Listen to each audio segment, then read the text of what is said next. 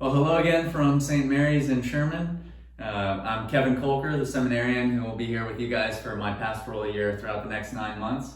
I'm here with Deacon Jim, and I'm gonna get to interview him and ask him some questions. So I'm gonna try to refrain from surprising him and catching him off guard. So Deacon Jim, Yes. Deacon Jim, you have been at this parish as just Jim Adloff for a long time, right? How long have you been here? My whole life. Your whole life? Almost 65 years. Really? In Sherman that whole time? Whole time, right here. Wow. My family goes back almost 100 years here at this parish. Wow. That's amazing. So, yes. Got some roots here. Got some roots. Nice. You can actually find my last name on the sidewalks out there. Wow. All over Sherman. Yeah, I bet. That's awesome. So you have, your family's been here for a long time. You have your family of your own. Tell us a little bit about that. Your wife, kids, grandkids. Well, I have my wife, we've been married almost 36 years. Mm-hmm. And we have one son named Matt. He's going to be 35 in November. Awesome. He's married, and his wife, his name's Karen. And I have a daughter that's fixing to be turned 21 in October. Mm-hmm. She's at Stephenville at school. Okay, nice. She's a junior there. I have one granddaughter, Skylar. Awesome. She's awesome. Grandkids are the best. Absolutely. That's what I'm gathering from my parents. We just have one right now as well, and they have the best time ever with them. So. Oh yeah, because I got to take care of her about 2 or 3 days a week. Nice. Since she was born. Oh, that's gotta be so yeah. fun. Yeah. Wow, great. Okay. And what about any interests? What else do you want to tell everybody about Deacon Jim? What do you do? What do you enjoy doing? Well, actually, I'm retired, and I'm getting close to 12 years of being retired. And my hobbies, basically, the things I like to do is I like to travel. Awesome. I've been to quite a few places. Mm-hmm. Still got places to go on the bucket list. Nice. I also like to hike. I like the mountains, and so I've hiked a lot of mountains in the western part of the United States, even to Canada and Alaska. Wow. Nice. So I do like to hike. That's awesome. I like to be out in nature. I don't know if we've talked about that. I'm a big hiker too. Yeah. Cool. Colorado, New Mexico. I love Colorado. Okay. All the places I've been, I like Rocky Mountain National Park. Oh yeah, that's awesome. I've hiked all over almost a lot of those places many times. It's hard to beat that beauty out there in Colorado. It is. Very nice. Okay, so other questions for you. Are you a coffee drinker? I love coffee. Awesome. Cups and cups a day. Like 10, 12? Could be, yeah, could be.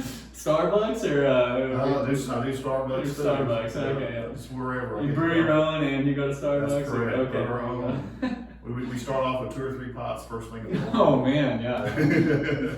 Not messing around when it comes to coffee. No. You put anything in that, or you drink it black? It's got to be black. There we go. My father-in-law said, if you want to drink coffee with me, you got to drink it black. So I had to change. I grew up drinking coffee, but when I was small, we would drink coffee, but we put sugar and cream in it. But I had to give all that up. Fair enough. You got to do what you got to do. So you do the standards. Good. Okay. What about who's your favorite saint? Who's your go-to? Well, I have probably a couple at least. Of course, I've been here to St. Mary. Mary is one of my favorites because I grew up here. I actually went to school across the street. Okay. Back then, it was called St. Joseph's Academy. Okay. Yeah. So I went there. Actually, there's been about 20 of our family members that's gone to school there. Wow. And That's awesome. the second one would probably be John Paul II. Hmm. Of course, he was there for a long time through Yeah. my life. Yeah. And he had this aura, this charisma about him. Yeah. It just kind of gives you goosebumps. Yeah, just thinking about absolutely. it.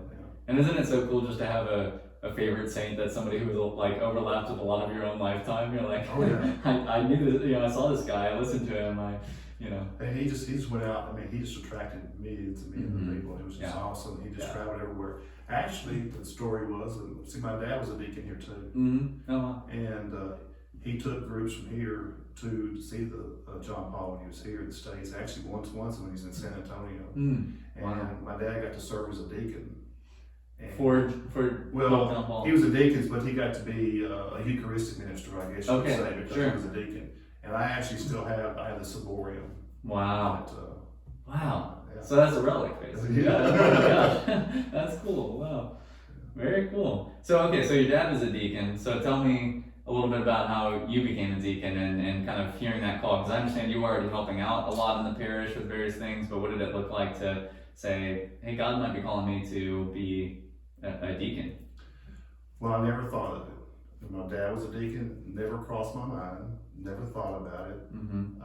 When I retired, my daughter was going to school at St. Mary's, Mm-hmm. and so I became heavily involved in the school and doing a lot of many different things.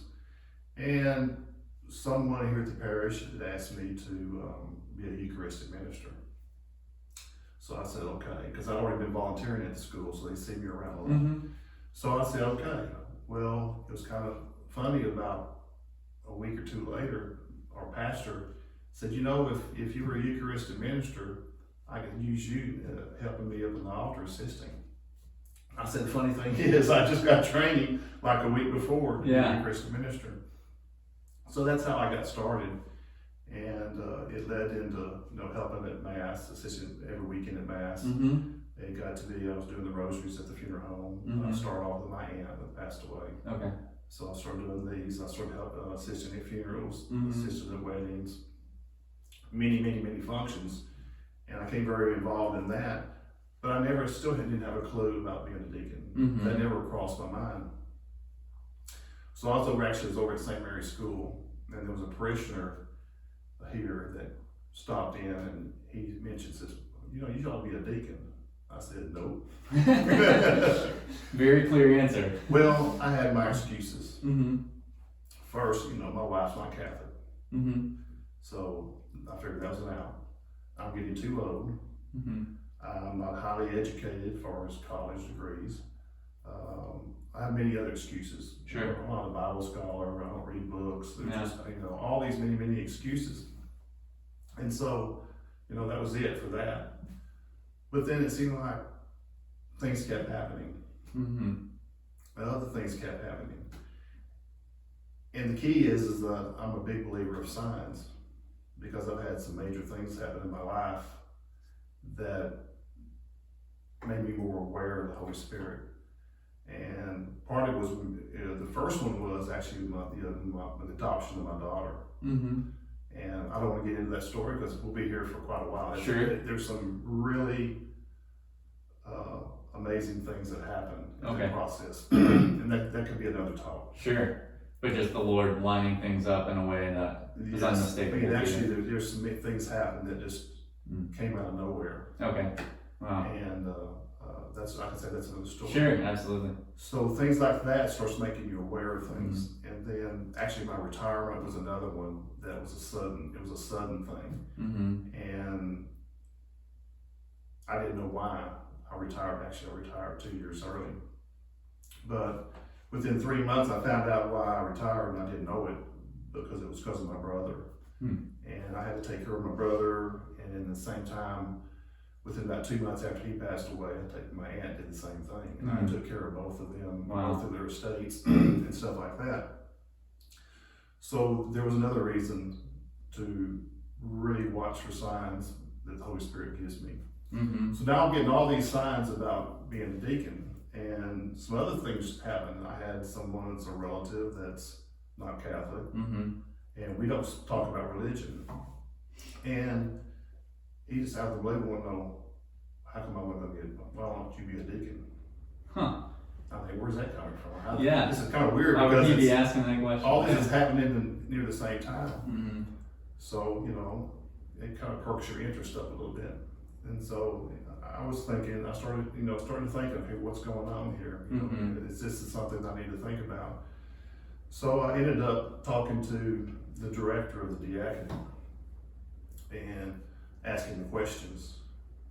And all those barriers that I thought I had, all those excuses, my excuses I had kept falling away. You're like, oh no. One by one, I see where this is going. I see where this is going. Yeah. And so I had my talk with God many times, and you know how it is, and during this going through formation, you're discerning. You're always discerning. Right. So I've had this talk with him many times. I'm another Jeremiah.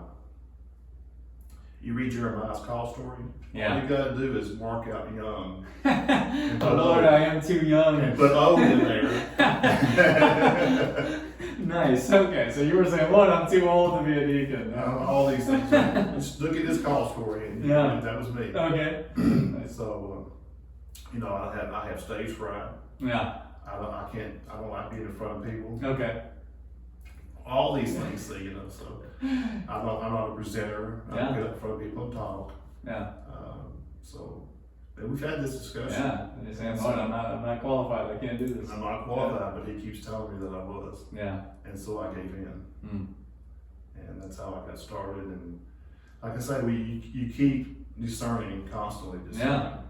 And one thing that I found through my formation and all this is you look back on your life and you start seeing major events that's happened in your life. Right. And then you see he was getting you ready for this whole thing. Sure. And you didn't even know it. I didn't even know it. Yeah. But in retrospect, you can see his hand moving through it all. Yeah. Mhm. And now you mentioned the constant discernment in the formation process, which there's a similarity for you and Fry in deacon formation and priestly formation, but there's also a dissimilarity, which is that your wife was also constantly discerning, right? Because it's extremely important for the deacon's wife to be on board, right? Oh, she has to be all the way. Yeah. Okay. She can actually say no with right the last She's got that veto power. She's got the veto. Wow. Well, thanks be to God for her willingness to, and your willingness to listen to God's call, and even if it was at first resistant, and here's the excuses, being faithful and letting Him bring down those barriers. So, wow. And then anything else you want to share about that, or we got another story for another day? We got more stories for All other right, days. yeah. But Sounds good. like I say, I'm a big believer in signs, and Yeah. the Holy Spirit will talk to you Yeah. different ways, maybe. Sure. That'll make His presence known when you need Him to. Yeah. Well, awesome. Well, Deacon Jim, thank you, and thank you to everyone for tuning in to listen about Deacon Jim's call story and get to know him a little bit better as the deacon that he is in this parish. And thanks for being with us. Hope you join us next time. Bye. Take care.